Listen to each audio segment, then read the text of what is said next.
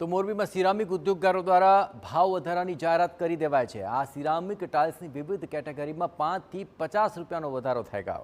1 જૂનથી જ ભાવ વધારાનો નિર્ણય લાગુ થઈ જશે। ગેસ, પેટ્રોલ અને ડીઝલના વધેલા ભાવની સિરામિક ઉદ્યોગ પર સીધી અસર જોવા મળી, જ્યાં 2 મહિનાથી વધતા ભાવને કારણે ઉત્પાદનની પડતર કિંમત પણ વધી છે। આ પડતર કિંમત વધવાને કારણે સિરામિક પ્રોડક્ટ્સની અંદર પણ ભાવ વધારો થઈ ગયો।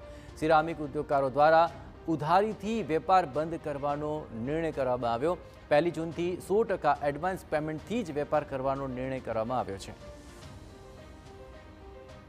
મુખ્ય કારણ એ છે કે છેલ્લા 2 મહિનાથી અમારા રો મટીરિયલ તરીકે વપરાતા ગેસ, ડીઝલ, પેટ્રોલ એના હિસાબે ટ્રાન્સપોર્ટેશન મોંઘું થયું। એના હિસાબે દરેક રો મટીરિયલની અંદર સખત ભાવ વધારો થવાના કારણે અમારી પ્રોડક્ટ કોસ્ટ જે છે એ બહુ ઊંચી આવે છે। એના લીધે અમારે ફરજિયાતના ધોરણે ભાવ વધારો કરવાનો નિર્ણય લેવો પડ્યો।